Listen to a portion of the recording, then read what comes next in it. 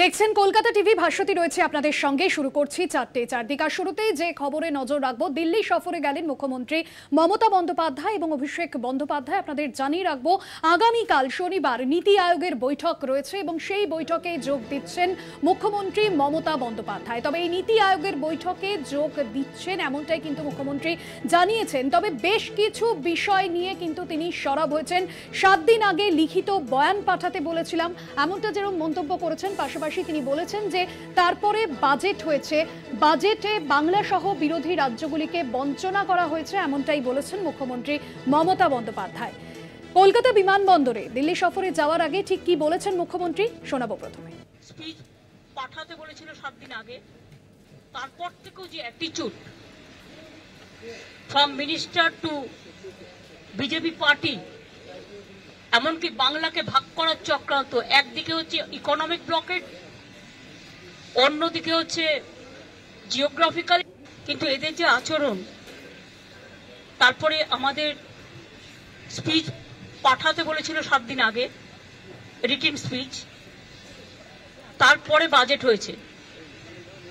বাজেটেও যেভাবে বাংলা সহ opposition স্টেটগুলোকে total বঞ্চনা করা হয়েছে, বিমাতৃসুলভ আচরণ করা হয়েছে, তার জন্য আমরা এই ডিসক্রিমিনেশনটা, এই পলিটিক্যাল বায়াসনেসটা মেনে না।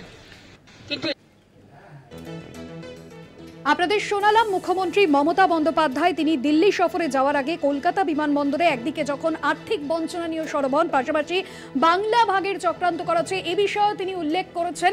এবং সম্প্রতি যে কেন্দ্রীয় বাজেট প্রকাশিত হয়েছে সেখানে বিহার এবং অন্ধ্রপ্রদেশের জন্য যে ঢালাও প্রকল্প এবং অর্থ বরাদ্দ করা হয়েছে, সেই জায়গা থেকে বাংলা বঞ্চিত, এই বিষয়ে যেরকম তিনি তুলে ধরেছেন। পাশাপাশি তিনি বলেছেন যে এই যে নীতি আয়োগের বৈঠক, সেই বৈঠকে তিনি যাচ্ছেন এবং তিনি যোগদান করবেন এবং বেশ কিছু বিষয় তিনি প্রতিবাদ করবেন, সরব হবেন। যদি সেই সমস্ত বিষয় না মানা হয় তাহলে তিনি প্রতিবাদ করে বেরিয়ে যাবেন। এবং এই ধরনের বিমাতৃসুলভ আচরণ মেনে নিতে পারছি না, এমনটাই আজ কলকাতা বিমানবন্দরে দিল্লি সফরে যাওয়ার আগে তিনি বলেছেন। বৈঠকে যোগ দিতে যাচ্ছেন হেমন্ত সোরেনও।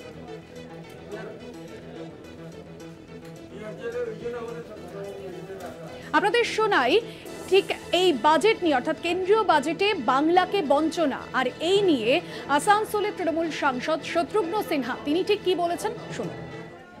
देखिए, इसमें तो दो राय है नहीं कि ममता जी आज देश में सर्वाधिक लोकप्रिय नेता या नेत्री हैं, सबसे पॉपुलर और सबसे पावरफुल हैं। उनकी आवाज में, उनके व्यक्तित्व में बहुत दम है। और जब वो कहती हैं कि नीति आयोग में आवाज उठाएंगी, तो आप समझ लीजिए इसके अंदर बहुत गहराई है, हुई है बहुत ज्यादतियां। इस बजट में सबने देखा है कि जिस तरह से अपनी बैसाखियों को या अपने सहयोगियों को खुश करने की, उससे कोई आपत्ति नहीं है। आपने किया, खुश किया, चलो। बिहार को दिया, आपने आंध्रा को दिया, चंद्रबाबू नायडू को वो अपेक्षित भी था। और बिहार में जो दिया वो ठीक है, लेकिन कोई बहुत जबरदस्त कमाल नहीं किया गया है। उससे बिहार का बहुत भला नहीं होगा। পাশাপাশি যে খবরে নজর রাখবো, সুকান্ত মজুমদার থেকে অনন্ত মহারাজ, এবং আমরা গতকালই দেখলাম যে গোড্ডার বিজেপি সাংসদ নিশিকান্ত দুবে এবং আজ মুর্শিদাবাদের বিজেপি বিধায়ক গৌরী শঙ্কর ঘোষের মুখে কোনোভাবে এখানে বাংলা ভাগের দাবি উঠে আসছে, সেটা প্রত্যক্ষভাবে বা পরোক্ষভাবে বাংলা ভাগের দাবি। পাল্টা হুঙ্কার মুখ্যমন্ত্রী মমতা বন্দ্যোপাধ্যায়ের। দিল্লি সফরে যাওয়ার আগে বিমানবন্দর থেকে তিনি যেরকম আর্থিক বঞ্চনা নিয়ে সরব হয়েছেন, পাশাপাশি বাংলা ভাগের যে চক্রান্ত সেই নিয়েও সরব হয়েছেন মুখ্যমন্ত্রী। বাংলাকে ভাগ করার চক্রান্ত চলছে, দেশকে টুকরো টুকরো করে ভাগ করে দেওয়ার পরিকল্পনা চলছে। ঠিক কি বলেছেন তিনি এ বিষয়ে শুনুন। তারপর থেকেও যে attitude from minister two BJP party, এমনকি বাংলাকে ভাগ করার চক্রান্ত, একদিকে হচ্ছে ইকোনমিক ব্লকেট, অন্যদিকে হচ্ছে জিওগ্রাফিক্যালি ব্লকেট, পলিটিক্যাল ব্লকেট, এবং বিভিন্ন দিক দিয়ে ঘিরে টুকরো টুকরো করে দেওয়ার দেশকে যে পরিকল্পনা, এবং মিনিস্টার নিজে parliament is in process, he is making his own statement to divide the Bengal, and now from different sources different party member is giving different type of statement to divide Bihar, to divide Jharkhand, to divide Assam, to divide Bengal. We strongly condemn this attitude. Divide Bengal, to divide Bengal means divide our country India. We don't support this. সেই জন্য আমি মনে করি এই সিচুয়েশনে two record hour voice, আমি just যাচ্ছি, কিছুক্ষণ থাকবো, ভয়েস রেকর্ড করতে দিলে রেকর্ড করব, না হলে প্রতিবাদ করব, করে বেরিয়ে আসবো। সুতরাং চেষ্টা করব আমার স্টেটের হয়ে কথা বলা, এবং আমি যতদূর জানি হেমন্ত যাচ্ছে, ওর স্টেটের হয়ে কথা বলবে। সুতরাং আমরা on behalf of us will speak for everybody. আগামীকাল দিল্লিতে নীতি আয়োগের বৈঠকে যোগ দিতে যাচ্ছেন মুখ্যমন্ত্রী। একদিকে যখন তিনি কলকাতা বিমানবন্দরে দাঁড়িয়ে আর্থিক বঞ্চনা এবং বাংলা ভাগের চক্রান্ত করা হচ্ছে বলে অভিযোগ তোলেন এবং প্রতিবাদ জানাতেই তিনি নীতি আয়োগের বৈঠকে যোগ দিচ্ছেন, এমনটাই জানান তিনি। আর এ বিষয়ে আমরা কথা বলেছিলাম বিজেপি মুখপাত্র রাহুল সিনহা এবং পাশাপাশি সিপিএম নেতা শতরূপ ঘোষ, অন্যদিকে কংগ্রেস মুখপাত্র আশুতোষ মুখোপাধ্যায়ের সঙ্গে কি জানিয়েছেন পরপর শোনাবো। বিহার, ঝাড়খণ্ড, উড়িষ্যা, পশ্চিমবাংলা এবং অন্ধ্রপ্রদেশকে স্পেশাল রাজ্যের মর্যাদা দিয়ে তাদের উন্নয়নের বিষয়ে কেন্দ্রীয় সরকার এই বাজেটে উল্লেখ রেখেছে। অতএব এই বাজেটে কেন্দ্রীয় সরকার যে পশ্চিমবাংলার দিকে যথেষ্ট যত্নশীল দৃষ্টি রেখেছে, এটাই তার সবচেয়ে বড় প্রমাণ। আর আমি মনে করি কেন্দ্রীয় সরকারের যে সাহায্য, কেন্দ্রীয় সরকারের যে প্রকল্প, তা এই রাজ্যে তৃণমূল কংগ্রেস যদি লুট করে নিজেদের পকেটস্থ না করত, তাহলে এই রাজ্যের মানুষের, গরিব মানুষের প্রবল উন্নতি হতো। বাংলা ভাগ নিয়ে একমাত্র মাননীয় মুখ্যমন্ত্রী মমতা বন্দ্যোপাধ্যায় যে প্রতিবাদ করেছেন সেটা কিন্তু নয়, রাজ্য কংগ্রেসের সভাপতি অধীর রঞ্জন চৌধুরী এবং দিল্লি কংগ্রেসের সমস্ত নেতৃত্ব, স্বয়ং আমাদের নেতা রাহুল গান্ধী বারবার করে বলেছেন যে কোনো রাজ্যকে ভাগ করে কোনোদিনও উন্নয়ন করা যায় না। হ্যাঁ, এবং ছোট রাজ্য করলে যে উন্নয়ন হয় সেটা কিন্তু নয়। তার কারণ হচ্ছে এই বিজেপির আমলে ছোট রাজ্য হচ্ছে মণিপুর, যেটা সর্বদা জ্বলছে কিন্তু প্রধানমন্ত্রী যেতে পারছেন না। তাই এই বাংলা ভাগের তথ্য আমরা একেবারে বিশ্বাস করি না এবং এটা জনবিরোধী, গণবিরোধী। মানুষ উনি যদি নীতি আয়োগের বৈঠকে যান তাহলে কি বাজেটটা পাল্টে আরেকবার বাজেট ঘোষণা করা হবে বাংলাকে অনেক প্যাকেজ দিয়ে?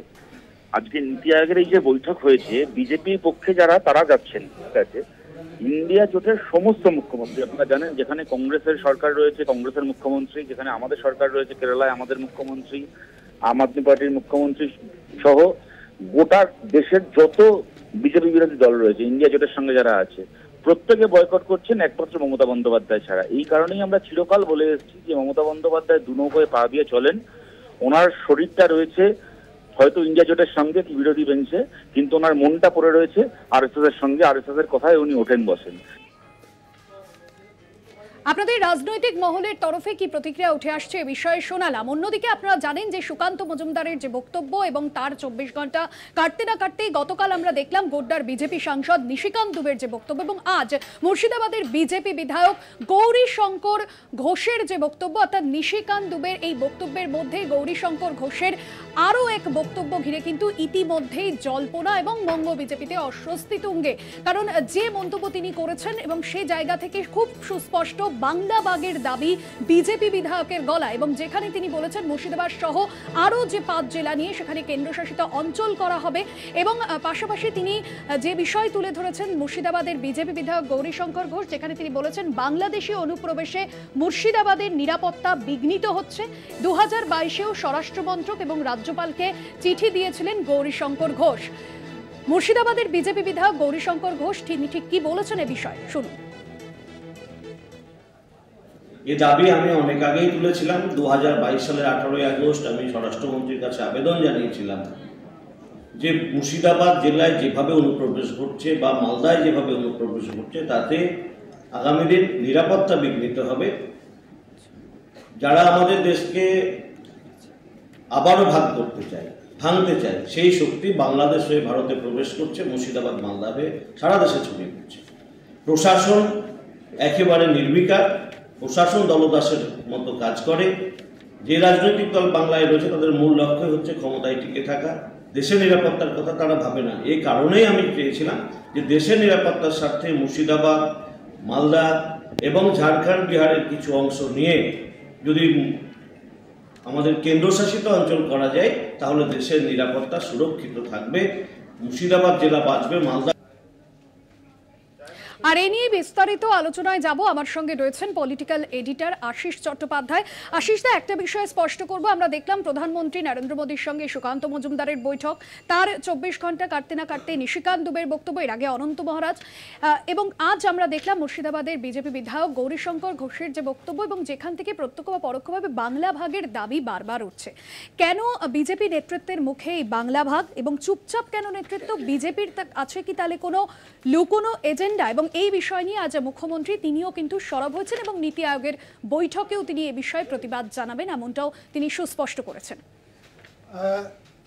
দেখুন, যেভাবে জিনিসটা আস্তে আস্তে উঠে আসছে সেটা যথেষ্ট চিন্তার এবং যথেষ্ট উদ্বেগের।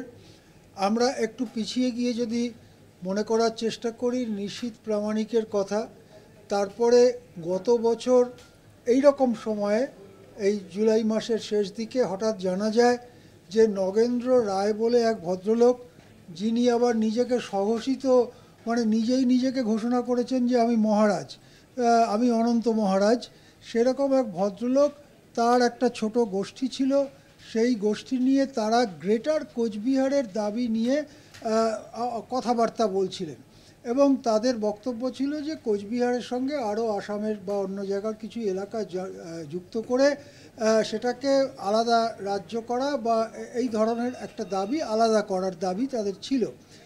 বিজেপির কেন্দ্রীয় নেতৃত্ব গত বছর এই রকম সময়ে এই নগেন্দ্র রায় ভদ্রলোকের কাছে পৌঁছে যান এবং তাকে রাজ্যসভার সাংসদ করার অফার দিয়ে দেন, যে অফার লুফে নেন এই নগেন্দ্র রায় ওরফে অনন্ত মহারাজ।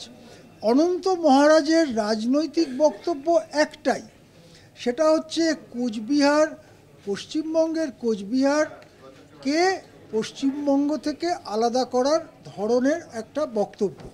সেই লোককে যখন হঠাৎ, এবং তার কতটা জনপ্রিয়তা আছে সে ব্যাপারেও যথেষ্ট সন্দেহ, তার কারণ তার যদি জনপ্রিয়তা থাকতো তাকে লোকসভা নির্বাচনে দাঁড় করানো হতো, লোকসভা নির্বাচনে দাঁড় না করিয়ে তাকে রাজ্যসভায় নিয়ে যাওয়া হয় এবং তিনি বারবার এই ধরনের কথা বলতে থাকেন যে এই ব্যাপারটা নিয়ে, অর্থাৎ কোচবিহার বা উত্তরবঙ্গের একটা অংশকে নিয়ে আলাদা রাজ্য বা কেন্দ্রশাসিত অঞ্চল করার ব্যাপারটা কেন্দ্রের স্বরাষ্ট্র মন্ত্রকে ইতিমধ্যেই বিবেচনায় রয়েছে এবং সময়ের অপেক্ষা যে এই জিনিসটা কেন্দ্র মেনে নেবে।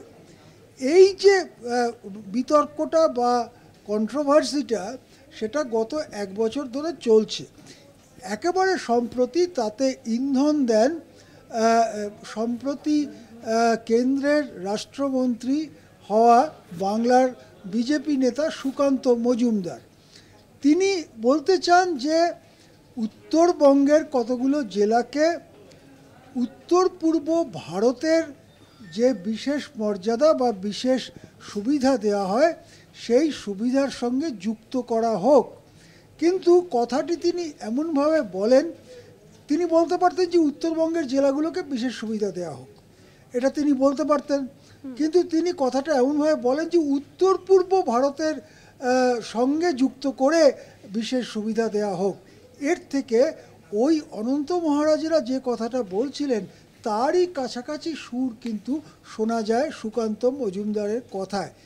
এরপরে জল গড়াতে থাকে এবং মুর্শিদাবাদের বিধায়ক কিছু বলেন এবং সংসদে লোকসভায় নিশিকান্ত দুবে যে কথা বলেন। একদমই আশিসদা, এখান থেকে বিরত করব আপনাকে। বাংলা ও বিহারে সেখানে 5 জেলা নিয়ে কেন্দ্রশাসিত অঞ্চলের দাবি তুলেছেন গতকাল সংসদে দাঁড়িয়ে নিশিকান্ত দুবে। ঠিক কি বলেছিলেন গতকাল শোনাই আপনাদের।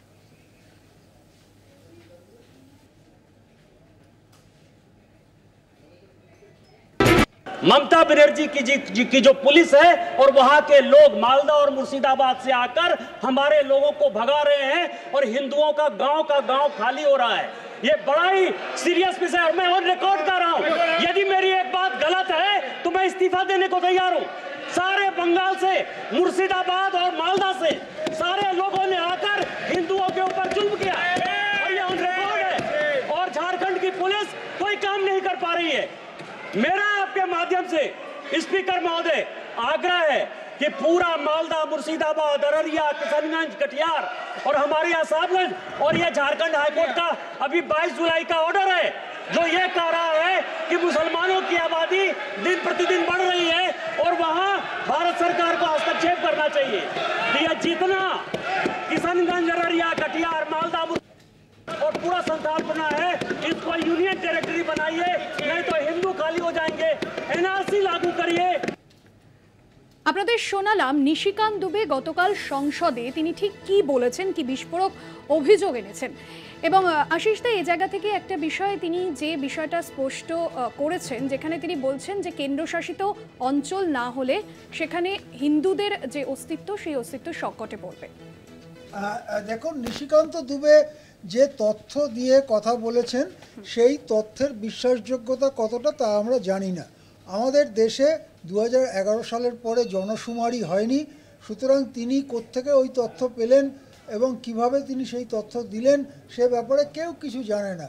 এবং এটা খুবই সম্ভব, বিজেপির পক্ষে যা খুবই সম্ভব যে একেবারে মন গড়া কিছু তথ্য তিনি সংসদে পেশ করে দিয়েছেন এবং তারপরে আসল যে রাজনৈতিক কথাটা সেই রাজনৈতিক কথাটা তোলবার চেষ্টা করেছেন। কিন্তু রাজনৈতিক কথাটা কি, যে বাংলার দুটি জেলা এবং সবাই জানে যে সেই দুটি জেলায় মুসলিমরা প্রচুর সংখ্যায় থাকেন, সম্ভবত মুসলিমরাই সেখানে সংখ্যাগুরু অংশ। সেই দুটি জেলা সহ বিহারের কয়েকটি জেলা নিয়ে একটি কেন্দ্রশাসিত অঞ্চল করার নিশিকান্ত দুবে ভালোই জানেন, সম্ভবত তিনি না জানলেও তার রাজনৈতিক মাস্টাররা জানেন যে এটা সাংবিধানিকভাবে সম্ভব নয়। পশ্চিমবঙ্গকে ভাঙার কোনো সিদ্ধান্ত পশ্চিমবঙ্গ বিধানসভাকে এড়িয়ে সম্ভব নয়। ভারতীয় সংবিধান তা অনুমোদন করে না। যদি পশ্চিমবঙ্গে বিধানসভার অস্তিত্ব এই মুহূর্তে না থাকতো, যেমনটা কাশ্মীরে হয়েছিল, সেক্ষেত্রে খানিকটা ঘুরপথে সংবিধানের চোরাগলি পার হয়ে কাশ্মীরকে, জম্মু কাশ্মীরকে এবং লাদাখকে কেন্দ্রশাসিত অঞ্চল করা গিয়েছিল, কিন্তু পশ্চিমবঙ্গকে বা বিহারকে সেটা সম্ভব নয়। বিহারে বিজেপি শাসিত রাজ্য সরকার চলছে, সুতরাং বিহারের অ্যাসেম্বলি সে ব্যাপারে সম্মতি দিতে পারে। আমি জানি না কী তারা বলছে, কিন্তু এ ব্যাপারে এখনও বিহারের সরকারের কোনো বক্তব্য তেমন একটা কিছু জানা যায়নি। কিন্তু পশ্চিমবঙ্গকে ভাগ করা সম্ভব নয় যদি পশ্চিমবঙ্গ বিধানসভা তাতে সম্মতি না দেয়। সুতরাং এটা কোনো প্রকৃত পদক্ষেপের বদলে সাম্প্রদায়িকতা ছড়াবার উদ্দেশ্যে, সাম্প্রদায়িক দাঙ্গা করবার সুরসুরি দেবার উদ্দেশ্যে সংসদে এইসব আজগুবি তথ্য দিয়ে আজগুবি রাজনৈতিক দাবি করেছেন নিশিকান্ত দুবে, যেটাকে বিরোধিতা করছে না বিজেপির সর্বভারতীয় নেতৃত্ব। সুতরাং এটা খুবই চিন্তার ব্যাপার যে একটা চক্রান্ত চলছে পশ্চিমবঙ্গে এবং পশ্চিমবঙ্গের ওই দুটো জেলা লাগোয়া কিছু এলাকায়, যেখানে একটা মুসলমানরা বেড়ে যাচ্ছে, হিন্দুরা সংখ্যায় কমে যাচ্ছে, এই রকম একটা ভুয়ো স্লোগান তুলে সাম্প্রদায়িক সম্পর্কের অবনতি ঘটাবার একটা চেষ্টা কিন্তু নিশিকান্ত দুবের বক্তৃতায় স্পষ্ট এবং পরিষ্কার হচ্ছে। একদমই ধন্যবাদ জানাবো আশিস দা। আমাদের পলিটিক্যাল এডিটর আশিস চট্টোপাধ্যায় ছিলেন আমাদের সঙ্গে।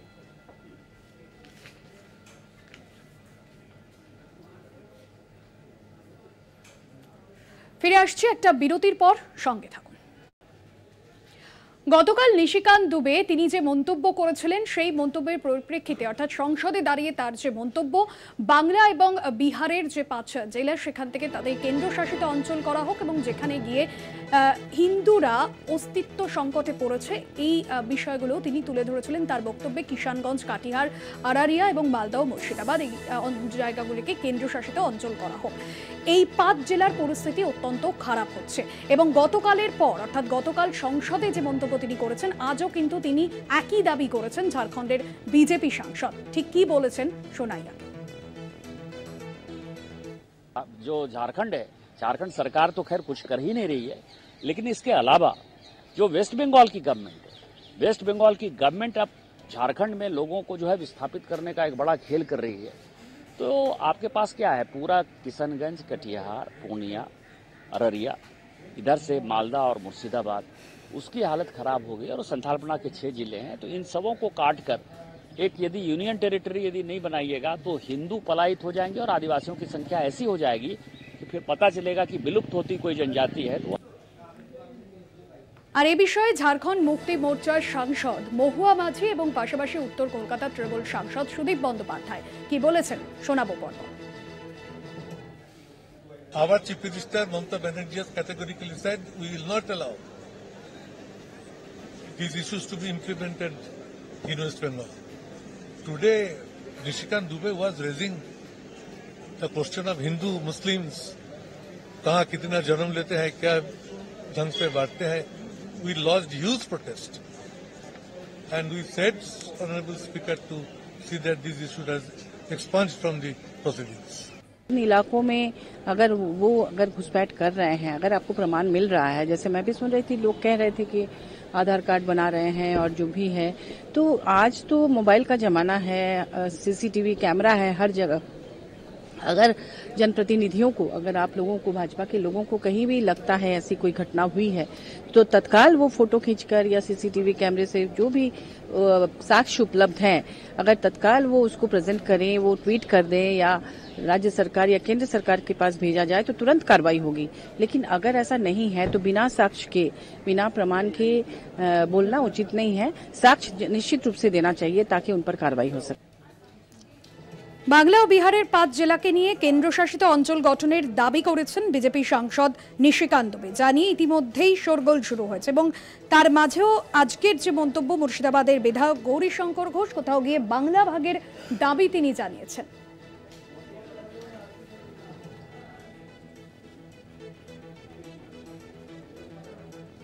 আর এ বিষয়ে আমরা কথা বলেছিলাম বিশিষ্ট সাংবাদিক ও রাজনৈতিক বিশ্লেষক সুমন ভট্টাচার্যের সঙ্গে। কি বলেছেন তিনি শোনাবো। আসলে বিজেপি এটাই চায়, বিজেপি বা আরএসএস বাংলাকে ভাগ করতে চায়। সেই জন্য নিশিকান্ত দুবে বা গৌরীশঙ্কর ঘোষের মতো নেতাদের দিয়ে এটা বলিয়ে, যাকে বলা হয় জল মাপার চেষ্টা করা হচ্ছে, কি ধরনের প্রতিক্রিয়া হয়। কিন্তু শীর্ষ নেতৃত্বের বিষয়ে এখনই মুখ খুলবে না, কারণ ওই যে বললাম যে জল মাপার জন্য তারা অপেক্ষা করবে। কারণ তারা জানে যে যদি বাংলাকে ভাগ করার এই বিষয়টা খুব বেশি সামনে চলে আসে, তাহলে দক্ষিণবঙ্গের যে 230টি আসন আছে বিধানসভা আসন, সেখানে বিজেপি জোর ধাক্কা খাবে। উত্তরবঙ্গের শুধুমাত্র 64টি আসন দিয়ে পশ্চিমবঙ্গে কোনোদিন কোনো রাজনৈতিক আধিপত্য স্থাপন করা যায় না। উত্তরবঙ্গের উন্নয়ন সবাই চায়, কিন্তু উত্তরবঙ্গ বা এপাশে মালদা মুর্শিদাবাদকে নিয়ে আলাদা কেন্দ্রশাসিত অঞ্চল তৈরি করা, এই সবই আসলে বিজেপি আসল এজেন্ডা। বিজেপি রাজ্যকে ভাগ করতে চায়, জল মাপছে। সময় এখন একটা বিরতির, ফিরছি বিরতির পর, সঙ্গে থাকুন। ফিরে এলাম বিরতির পর। আর এবার যে খবরে নজর রাখবো, হাইকোর্টে এসএসসি মামলায় পার্থ চট্টোপাধ্যায় সহ 10 জনের জামিন। এবং আপনাদের জানিয়ে রাখবো, হাইকোর্টে এসএসসি মামলায় পার্থ চট্টোপাধ্যায় সহ 10 জনের জামিন মুখ্য সচিবের অনুমোদন ছাড়া জামিন শুনানি সম্ভব নয়। সিবিআইয়ের এই আবেদন খারিজ হাইকোর্টের। 8 মাস পর শুরু হলো জামিন মামলার শুনানি।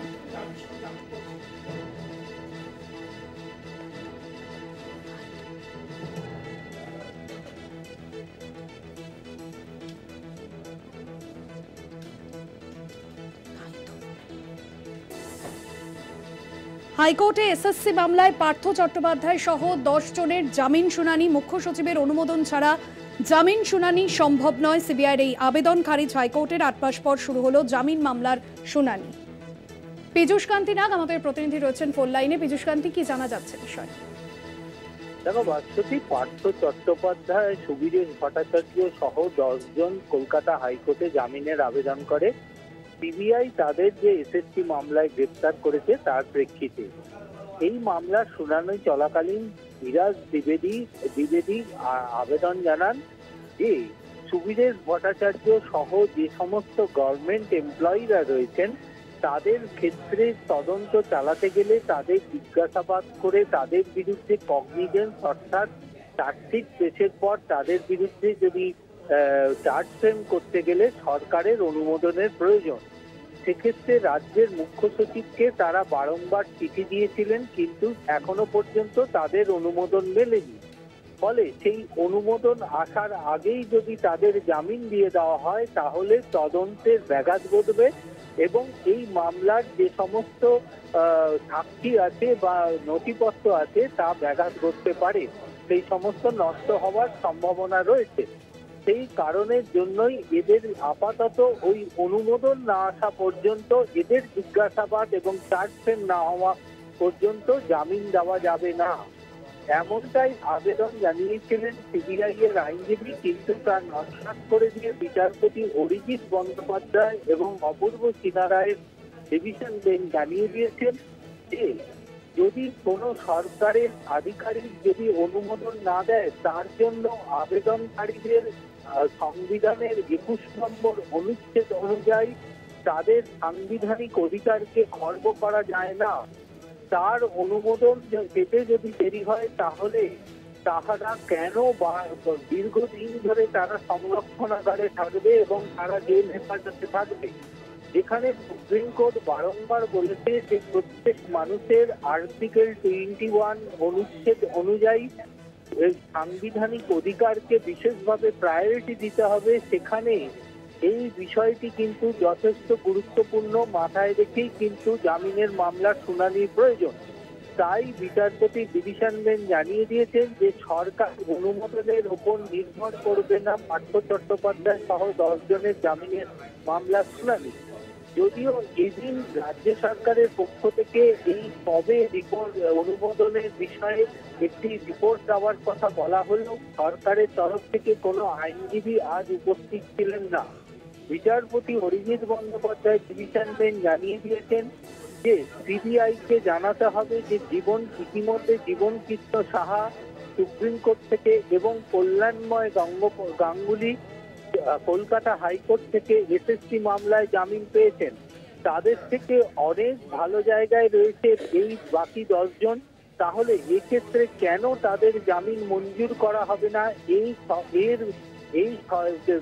বিষয়টি নিয়েই কিন্তু সিবিআই কে পরবর্তী শুনানির দিন আদালতকে সন্তুষ্ট করতে হবে। দ্বিতীয়ত, আদালতের কাছে জানানো হয় পার্থ চট্টোপাধ্যায়ের আইনজীবী দাবি তোলেন যে ইতিমধ্যে আরো 2 জন ব্যক্তি রয়েছেন, যে 2 জন ব্যক্তিকে গ্রেপ্তার করা হচ্ছে না, কিন্তু বেছে বেছে বেশ কয়েকজনকে গ্রেপ্তার করছে সিবিআই। এই বিষয়টি নিয়েও কিন্তু সিবিআই কে আদালতের কাছে পরিষ্কার হতে হবে এবং তারপরেই আদালত সন্তুষ্ট হয়ে এই জামিন মামলার শুনানিতে তাদের জামিন দেবেন কি দেবেন না তা নির্ধারিত করবে। আগামী 28 আগস্ট পরবর্তী শুনানির দিন ধার্য করা হয়েছে। ওই শুনানির দিনকেই সিবিআই কে আদালতের সমস্ত প্রশ্নের উত্তর দিতে হবে। তবে সিবিআই এর যে আবেদন ছিল যে মুখ্য সচিবের অনুমোদন না পাওয়া পর্যন্ত জামিনের আবেদনের শুনানি সম্ভব নয়, তা কিন্তু আজকে নস্যাৎ করে দিয়ে বিচারপতি অরিজিৎ বন্দ্যোপাধ্যায় ডিভিশন বেঞ্চ জানিয়ে দিয়েছেন 28 আগস্টই হবে জামিন মামলার শুনানি। অনুমোদনের ওপর জামিন মামলার শুনানি নির্ভর করবে না। ভাস্বতী, একদমই ধন্যবাদ জানাবো। পীযূষ কান্তি নাগ আমাদের প্রতিনিধি ছিলেন ফোন লাইনে।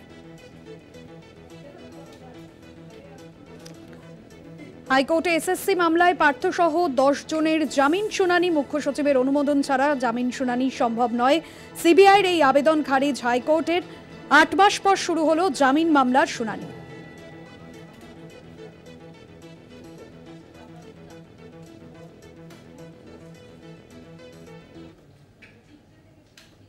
ময়নাগুড়িতে কংগ্রেস কর্মীকে পিটিয়ে খুনের অভিযোগ। এখনো পর্যন্ত এই ঘটনায় গ্রেফতার করা হয়েছে মোট 5 জনকে, এখনো পর্যন্ত অধরা 6 জন অভিযুক্ত। আপনাদের জানিয়ে রাখবো, ময়নাগুড়িতে কংগ্রেস কর্মীকে পিটিয়ে খুনের অভিযোগ এবং এই ঘটনায় গ্রেফতার করা হয়েছে 5 জনকে। এলাকায় বালি মাফিয়ার প্রতিবাদ করেন মানিক রায়। আগেও তার বাড়িতে হামলা হয় এমনটাই দাবি করেছেন তার স্ত্রী এবং 5 বছর তিনি ঘরছাড়া ছিলেন। বাড়ি ফেরার পর কংগ্রেস কর্মীকে গাছে বেঁধে পিটিয়ে খুনের অভিযোগ ওঠে এবং ময়নাগুড়ির এই ঘটনায় ইতিমধ্যেই তৃণমূল কর্মী সহ 5 জনকে গ্রেফতার করা হয়েছে এবং এই ঘটনার পরে আতঙ্কে ঘরও ছেড়েছেন নিহতের পরিবার। তবে এলাকায় বালি মাফিয়ার প্রতিবাদ করতেন মানিক রায়, আর তার জন্য এই আক্রোশ ছিল তার উপর। আগেও তার বাড়িতে হামলা হয়, এমনটাই নিহতের স্ত্রী তিনি দাবি করেছেন।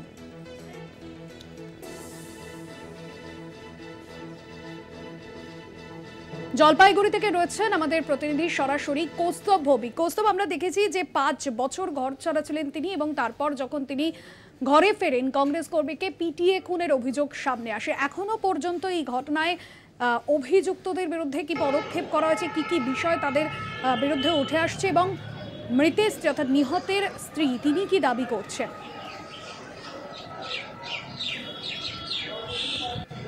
ভাস্বতী, সব থেকে যেটা বড় বিষয় যে জলপাইগুড়ি জেলায় এইরকম নৃশংস ঘটনা আগে কখনো ঘটেছে কিনা কেউ কিন্তু মনে করতে পারছে না। মানিক রায় তিনি জাতীয় কংগ্রেসের কর্মী ছিলেন এবং এই যেটা জানা যাচ্ছে তার পরিবারের তরফ থেকে তিনি একটি প্রতিবাদী মানুষ ছিলেন, যে কোনো কিছুতে প্রতিবাদ তিনি করতেন। তার বাড়ির পেছনে ছিল যদ্দা নদী এবং যদ্দা নদী থেকে বেআইনিভাবে বালি পাথর তোলার বিরোধিতা তিনি করেছিলেন আজ থেকে 5 বছর আগে।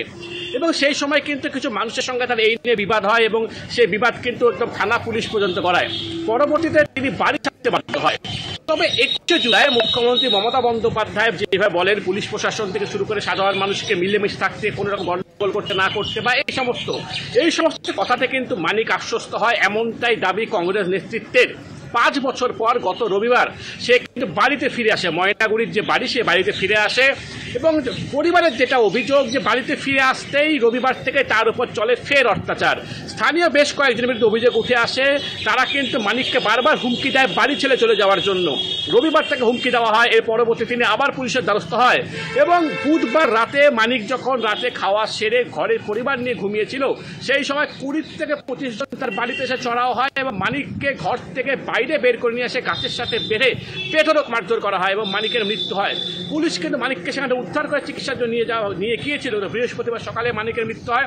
তবে এই ক্ষেত্রে ময়নাগুড়ি থানার পুলিশ তৎপরতার সাথে যে 11 জনের নামে অভিযোগ দায়ের হয়েছিল তার মধ্যে 5 জনকে গ্রেফতার করে এবং বাকি অভিযুক্তদের খোঁজে দেখা তল্লাশি চলছে। 5 জনকে যে গ্রেফতার করা হয়েছে তাদেরকে জলপাইগুড়ি আদালত 14 দিনের জেল হেফাজতের নির্দেশ দিয়েছে। আজ প্রদেশ কংগ্রেসের সহ সভাপতি থেকে শুরু করে জেলা কংগ্রেসের নেতৃত্ব ময়নাগুড়ির যে ওই এলাকাটি রয়েছে হঠাৎ কলোনি এলাকা সেখানে যায় এবং মানিকের পরিবারের পাশে থাকার আশ্বাস দেয়। তবে সেই পরিবার কিন্তু যথেষ্ট আতঙ্কগ্রস্ত, কেননা তাদের থাকার যে ঘর ছিল সেই ঘর সম্পূর্ণভাবে ভেঙে দেওয়া হয়েছে। পরিবারের যেটা অভিযোগ যারা এই কাণ্ড ঘটিয়েছে তারা প্রত্যেকেই শাসক দল ঘনিষ্ঠ এবং তারা কিন্তু এলাকায় যে বিভিন্ন রকম বালি পাথরে পাচার করা সব কাজের সঙ্গে যুক্ত ছিল এবং মানিক দীর্ঘদিন থেকে এই সমস্ত কাজের বিরোধিতা করত, কেননা নদীর পারে তার বাড়ি। যদি নদী থেকে এভাবে অবৈধভাবে বালি পাথর তোলা হয় তবে নদীর ভাঙন হবে এবং সেই ভাঙনেতে বাড়ি সম্পূর্ণভাবে চলে যাবে। আর এই বিরোধিতা করতে গিয়েই কিন্তু তাদের যে রোষ, তাদের রোষের ক্ষোভে পড়লো এই মানিক তার মৃত্যু হয়েছে। তবে পুলিশের তরফ থেকে যদি জানানো হয়েছে যে 5 জনকে গ্রেফতারের পাশাপাশি বাকিদের খোঁজে তল্লাশি চালানো হচ্ছে। আরও একটি বিষয় তোমাকে বলে রাখবো, আগামীকাল প্রদেশ কংগ্রেসের আরও একটি প্রতিনিধি দল যেটা কিন্তু ময়নাগুড়িতে আসতে চলেছে এবং বাকি যারা অপরাধী রয়েছে তাদেরকে দ্রুত গ্রেফতারের দাবিতে তারা কিন্তু আন্দোলনে নামবেন। তবে এ যাবৎকালে ময়নাগুড়ি কেন জলপাইগুড়ি জেলায় এরকম নৃশংস ঘটনা, যেখানে ঘর থেকে সবার সামনে টেনে বাইরে নিয়ে যাওয়া, পরিবারের সামনে গাছে বেঁধে লাঠি লোহার রড দিয়ে বেধড়ক মারধর করা হয়েছে এবং তার মৃত্যু হয়েছে, এটা কোনোভাবেই মেনে নিতে পারছে না ওই পরিবার। এই ঘটনার জেরে কিন্তু গতকাল থেকে আজ পর্যন্ত ওই গ্রাম কার্যত বলা যায় থমথমে পরিবেশ, পুলিশের টহল চলছে, মানুষের মধ্যে ব্যাপক আতঙ্ক দেখা যাচ্ছে। তবে পুলিশের তরফ থেকে কিন্তু বাকি যে অভিযুক্ত যারা রয়েছে তাদের খোঁজে তল্লাশি শুরু হয়েছে। তৃণমূল কংগ্রেস নেতৃত্ব তিনি জানিয়েছেন যারা এই কাজ করেছে তাদের সঙ্গে দলের কোনো সম্পর্ক নেই বা তাদের সঙ্গে তারা দলের কোনো পদাধিকারী নয়। পুলিশের মতো কাজ করবে এবং এরকম একটি হত্যাকাণ্ড বা এইভাবে একজনকে পিটিয়ে মারার ঘটনা তৃণমূল কংগ্রেস কোনোভাবেই সমর্থন করে না। তৃণমূল কংগ্রেস যাই বলুক না কেন এই ঘটনা ঘিরে কিন্তু একটা রাজনৈতিক চাপানোটা শুরু হয়েছে, যেটা ঘিরে কিন্তু ব্যাপক চাঞ্চল্য সৃষ্টি হয়েছে ময়নাগুড়ি এলাকায়। একদমই ধন্যবাদ জানাবো কৌস্তব ভৌমিক, আমাদের প্রতিনিধি ছিলেন সরাসরি আমাদের সঙ্গে।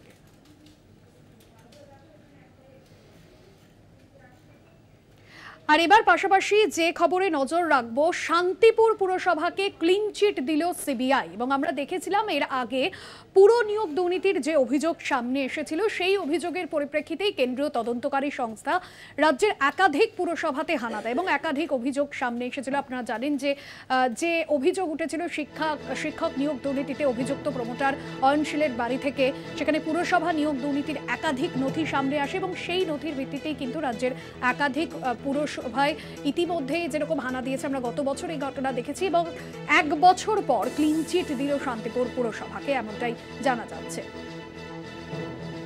রূপম রায় আমাদের প্রতিনিধি রয়েছেন ফোন লাইনে। রূপম, সিবিআই ক্লিন চিট, 1 বছর পর ক্লিন চিট পেল শান্তিপুর পুরসভার তরফে এই বিষয়ে কি জানানো হচ্ছে? হ্যাঁ দেখো ভাস্বতী, গত 26শে জুলাই এই আজকের দিনেই কিন্তু সিবিআই তলব হয়েছিল শান্তিপুর পুরসভাকে। অর্থাৎ এই 1 বছর বর্ষপূর্তির পর আজকে যখন ক্লিন চিট দেয় সিবিআই, তখন কিন্তু রীতিমতো খুশির হাওয়া শান্তিপুর পৌরসভার একাধিক আধিকারিক এবং পৌরসভার চেয়ারম্যানেরও। তবে যেটা ঘটনা যে দীর্ঘ এই যে 1টা বছর সময় লাগলো, সেটা বড় কথা নয়। তবে ক্লিন চিট পেয়েছে শান্তিপুর পৌরসভা, অর্থাৎ নিয়োগ দুর্নীতির সাথে কোনো রকম ভাবে যুক্ত নয়। এর আগেও তারা যখন সিবিআই দপ্তর থেকে জিজ্ঞাসাবাদের পর বেরিয়েছিলেন এবং তারা যখন সংবাদ মাধ্যমের সামনাসামনি হয়েছিলেন, তারা জানিয়েছিলেন যে শান্তিপুর পৌরসভা কোনো রকম দুর্নীতির সঙ্গে যুক্ত নয়। আজ কিন্তু তার প্রমাণ হলো এবং এই ঘটনার পর অর্থাৎ 1 বছর বর্ষপূর্তির দিন, যেটা বলা যেতে পারে কাকতালীয়ভাবে একই দিনে এই ঘটনা ঘটে এবং আগের 26শে জুন 2023-এ এই ডাক হয়েছিল। আজ 26শে জুন 2024 তারা ক্লিন চিট পেল শান্তিপুর পৌরসভা এবং রীতিমতো এই ঘটনায় খুশির হাওয়া পৌরসভাতে। একদমই, ধন্যবাদ জানাবো রূপম।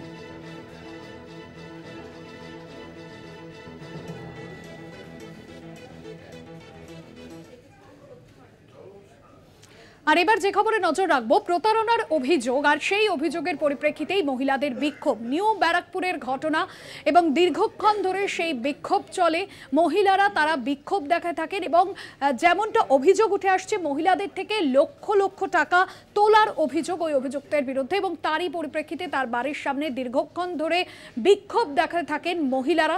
নিউ ব্যারাকপুরের এই ঘটনায় কিন্তু দীর্ঘক্ষণ এলাকায় যথেষ্টই উত্তেজনা পরিস্থিতি তৈরি হয় এবং আপনাদের সামনে সেই ছবিও তুলে ধরছি। মোটা টাকার সুদ ও গয়না দেওয়ার নামে টাকা তোলার অভিযোগ উঠছে।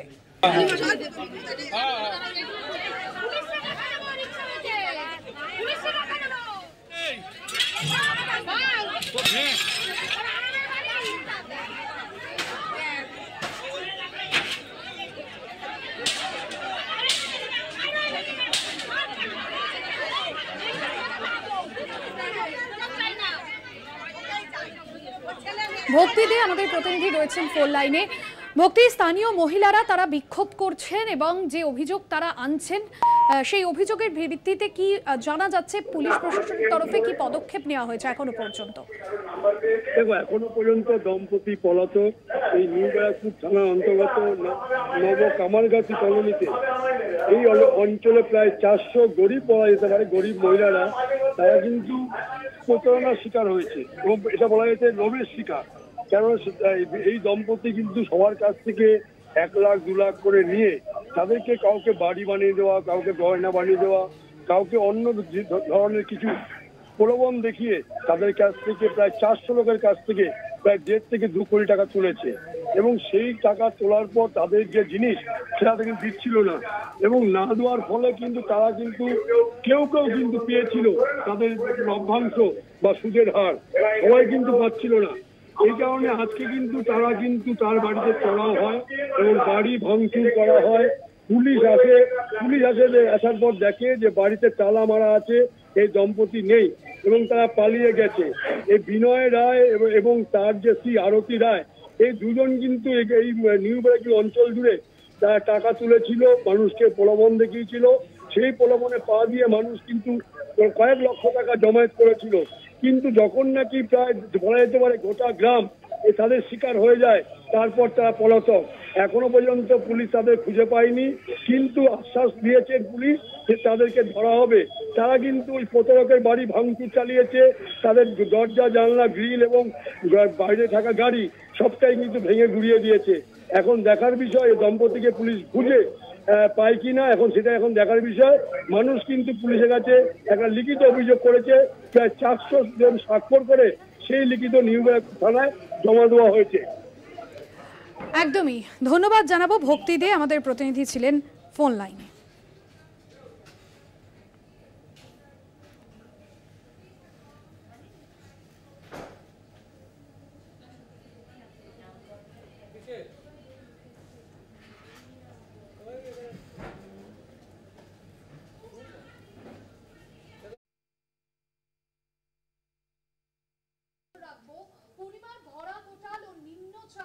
জোড়া ফলা ইতিমধ্যেই গঙ্গাসাগরে ভয়াবহ ধস নামছে।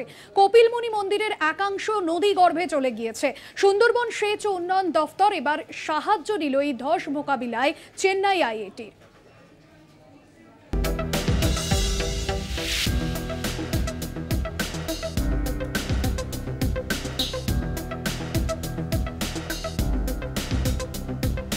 রাজ্যের অন্যতম পর্যটন কেন্দ্র গঙ্গাসাগর সম্প্রতি ভরা কোটাল ও নিম্নচাপের জোড়া ফলায় ভয়াবহ অবস্থা হয়েছিল গঙ্গাসাগরের।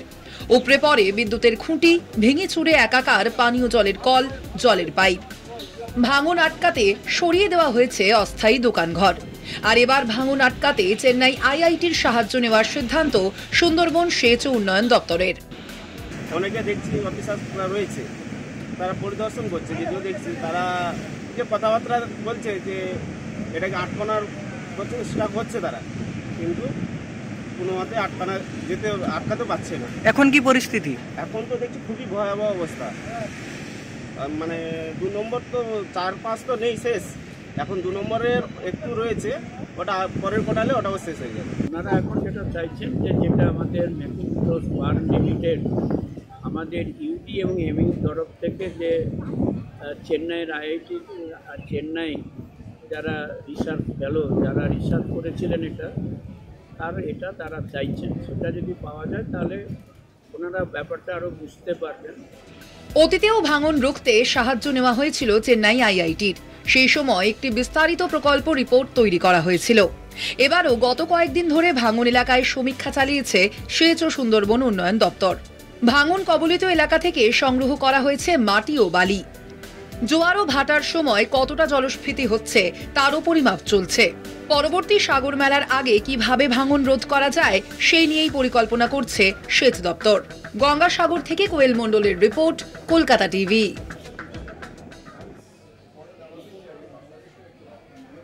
কার্গিল যুদ্ধের 25 বছর রজত জয়ন্তী পালন প্রধানমন্ত্রী নরেন্দ্র মোদী তিনি এক অনুষ্ঠানে বক্তব্য রাখেন এবং সেখানে যেরকম শহীদদের স্মরণ তার বক্তব্যে উঠে আসে, পাশাপাশি 370 ধারা থেকে অগ্নিবীর একাধিক বিষয় নিয়ে নরেন্দ্র মোদীর নিশানায় বিরোধীরা। কার্গিল যুদ্ধের 25 বছর লাদাখের অন্তর্গত কার্গিলের দ্রাসে ওয়ার মেমোরিয়ালে কার্গিল দিবসের রজত জয়ন্তী পালন। শুক্রবার শহীদ স্মরণে স্মৃতিসৌধ পরিদর্শন করেন প্রধানমন্ত্রী। বীর জওয়ানদের শ্রদ্ধা নিবেদন করেন মোদী। বিভিন্ন রাজ্যেও শহীদ জওয়ানদের শ্রদ্ধা জ্ঞাপন।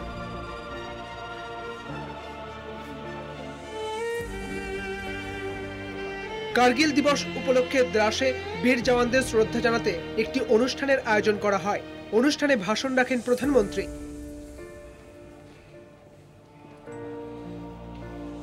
এদিন বীর জওয়ানদের শ্রদ্ধা জানাতে গিয়ে মোদীর ভাষণে উঠে আসে 370 ধারা বাতিলের কথা। इसी दिन बाद इस 5 अगस्त को आर्टिकल 370 का अंत हुए 5 वर्ष पूरे होने जा रहा है। जम्मू कश्मीर आज नए भविष्य की बात कर रहा है, बड़े सपनों की बात कर रहा है। जम्मू कश्मीर की पहचान G20 जैसी ग्लोबल समिट की अहम बैठक करने के लिए हो रही है। কার্গিল বিজয় দিবসের মঞ্চ থেকে অগ্নিবীর প্রকল্প নিয়ে বিরোধীদেরও আক্রমণ করেন মোদী। अग्निपथ का लक्ष्य सेनाओं को युवा बनाना है। अग्निपथ का लक्ष्य सेनाओं को युद्ध के लिए निरंतर योग्य बनाए रखना है। दुर्भाग्य से राष्ट्रीय सुरक्षा से जुड़े इतने संवेदनशील विषय को कुछ लोगों ने राजनीति का विषय बना दिया है। প্রধানমন্ত্রীর ভাষণে উঠে আসে সন্ত্রাসবাদ দমনের বার্তাও। आतंकवाद के इन सरपरस्तों को कहना चाहता हूं कि उनके नापाक मंसूबे कभी कामयाब नहीं होंगे। आतंकवाद को हमारे जाबाज पूरी ताकत से कुचलेंगे। दुश्मन को मुंहतोड़ जवाब दिया जाएगा। শুক্রবার শহীদ জওয়ানদের শ্রদ্ধা মঞ্চ থেকে শ্রীনকুল লা টানেল প্রকল্পের ভিত্তিপ্রস্তর স্থাপন করেন মোদি। টানেল তৈরি হলে এটি হবে বিশ্বের দীর্ঘতম টানেল। কলকাতা টিভি।